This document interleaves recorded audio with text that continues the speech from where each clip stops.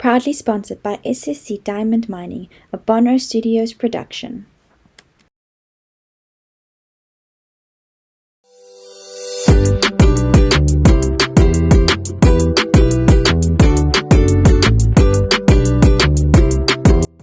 Hi, welcome back to Chats with Rato. I'm your host, Olerato Motlhanke. Today we are joined by my principal, Mr. D. Dutliling. Good morning, sir. Good morning, Rato. How have you been, sir? Well, I'm good. I've been very well, very busy. How are you? I'm good, thank you, sir. Today we're interviewing sir because sir is the national winner of Excellence in Special Needs Leadership. Sir, congratulations on this big award. No, thank you so much, and thank you for having me, and then to come and discuss the award. I mean, it has been an overwhelming experience. Thank you so much. Yes, it is a milestone. And how's it been for you? Yeah, well, it has been a long journey. Started at the beginning of the year, really, to prepare for the interviews, the presentations. It starts at the district level. That's where the competition starts. You get to present to a panel of adjudicators. And then there are subsequent to that, there are awards where I was announced number one in the district.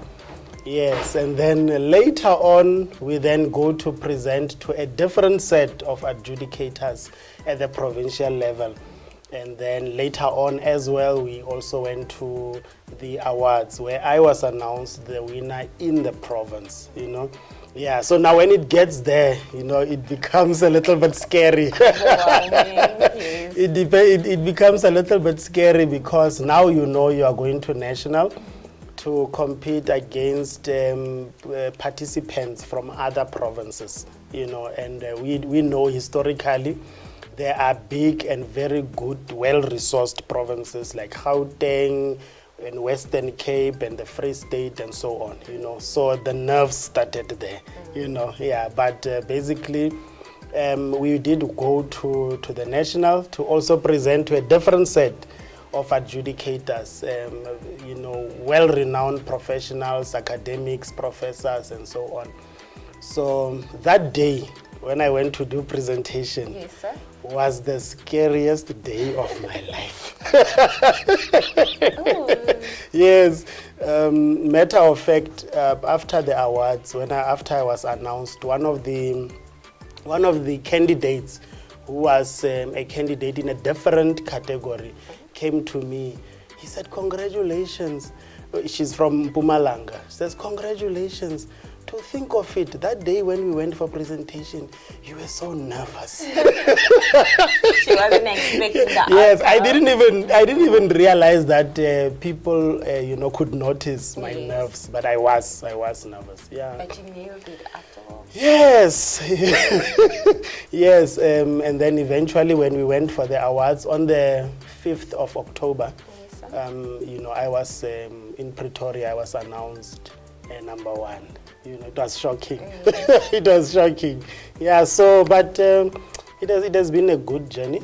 I've loved the journey. Yeah. So It's an inspiring and overwhelming for me and the other learners to see Yes. such an achievement Yes. in our surrounding, like sir having to see a national winner yes. every day. It's cool. It's nice. Yeah, you have to rub shoulders with a national winner. Yes. Yeah, so it doesn't happen often, especially in the Northern Cape. Yeah, so that's why, even if I have to say it myself, that we need to celebrate it. Last year we also had one winner from Kimberley Technical High School. She was in the category Excellence in High School Teaching. So, but before her, there was a little bit of a lull, But other provinces like KZN, they scoop like 5 awards at a go. In the Northern Cape, it's only one at a time, So that's why I think I agree with you that it calls for much more, celebration and so on, because it also inspires others, So as we celebrate the ones that have achieved this year, others get motivated, to also enter the awards, so that because they are aware, there's a euphoria around it, but the most important things for me about the awards, and I think I can speak for all the participants, is that you get to learn so much in the process, because we do research, we do research, and then you also think back about your own work. Because sometimes we just work every day, we work, but we don't realize that what we are doing is so important. So when you sit down, you have an opportunity to compile your work, you go, wow, am I really doing these things? Yeah, so for me, that's really exciting. So what does it mean for you in a personal way?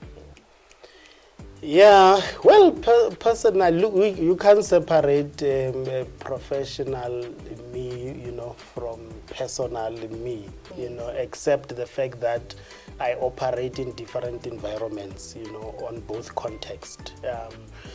It has been strenuous on the family.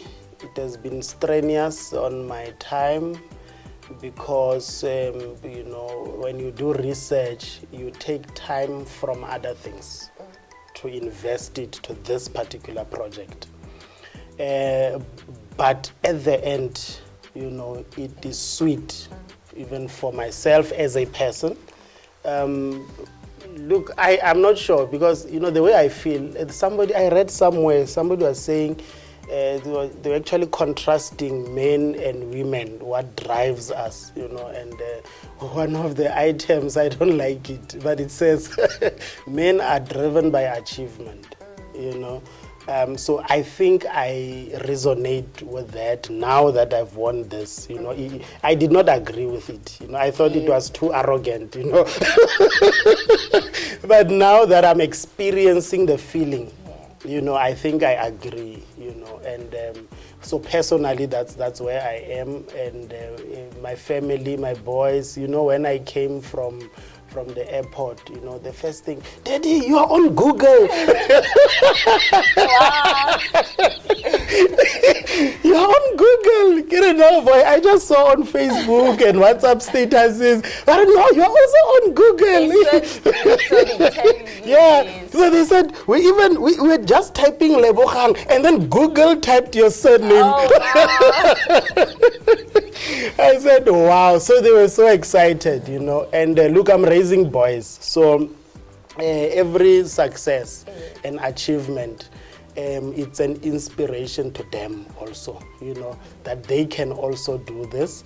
They don't have to be mediocre, and then they don't have to ride on others' boat, I believe that I am setting a precedence, for them, so that growing up, they grow up in the environment of excellence, so that they've got no other choice, but to excel in what they are doing, Yeah, and my wife has been so supportive.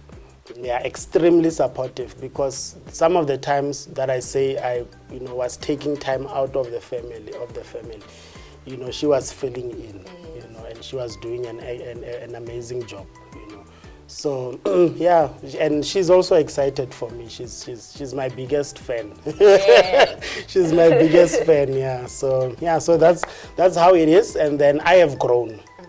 Like I said earlier on, that you will learn a lot, even about yourself.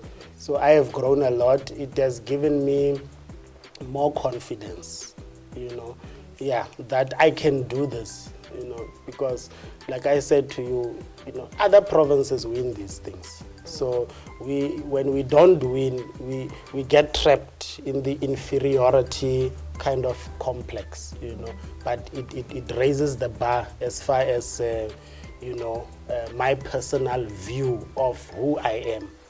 Yeah, so that's how it is. Sorry, it's a lengthy answer. It's a beautiful answer. Okay. Not only is that inspiring to your children, but also to the learners of Retlameleng, that they are not only just Yeah, look, I think you are correct because at a professional level, this is where I operate in Retlameleng, you know, and then I come to work for the children. Yes. And, you know, if anybody must be inspired, you know, it must be the children that comes to Retlameleng. Your audience will know that we cater for blind children and deaf children. And ordinarily, society, you know, has actually dampened their self-esteem, you know, in the manner in which they treat them and the stigma around disability, you know. So when the children come to the school, they are very demotivated, you know. They think very low of themselves, you know. So when they see somebody who is just like them, you know, in the same environment, in Retlameleng, who is achieving at the national level, you know, that surely will inspire them. You know, that they are not, you know, just children coming with disability to the school. You know, they are more able than they are disabled, because the reality is that all of us, we have got some sort of disability. You know, some disabilities we can't see them with our naked eye, but they are there. Each and every person has got some form of limitation, you know. So we inspire. This is also, you know, my wish that the children will really be inspired, that apart from this visible disability, you know, I can achieve. Because this man has also achieved, you know, in spite of his visible disability, you know. So nothing should stop us, all of us. I like the quote where he said they are not only disabled, but they are able. Yes. That's so wonderful. Yes. They are, our children's ability is actually outweighs their disability by far. By far. So yeah, so you see, Olerato, our children are actually differently abled. You know, they are differently abled. Their abilities by far surpasses what they cannot do. Can we look at your words, sir? Yes, of course, yeah. Let the producers help us. So this is a certificate that I received. Okay. Yeah, it was handed over by the Deputy Minister of Education. Oh. Yes. Shaking hands with the big people. Yeah, in the presence of the minister and the deputy president of the country. Yes, sir. I tell you, yes. So this is the certificate, and there's also an award or a trophy that was given to me. It's a very, very beautiful. It's heavy. It's beautiful. Can I? Yes, you can touch. It feels nice. Yes.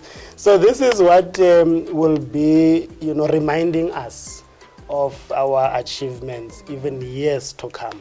You know, to say that in 2023 we were also presented with this accolade. You know, yeah, just appreciating the work that we do. Yes, thank you so much. So I'm so grateful for you being here and closing off Chats with Rato the same way you opened it with my very first season, and now I'm at my third season, a new year, and with a big announcement, and this has been the most wonderful journey, and also interviewing you and always having to motivate me in everything, my schoolwork, and also the passion I have for being a presenter or host slash. I'm thankful. May this big achievement live long and inspire others to continue with my journey. But we all have different footsteps, but let them come along and join, and yes, I'm thankful. Thank you so much. Yeah. Can I have a handshake? Thank you. Am I allowed to? Thank you so much. Yeah. And that's it from Chats with Rato. I'm your host again, Olerato Motlhanke, and don't forget to like, comment, and subscribe. Thank you. You got this. I got this. We all got this. Bye.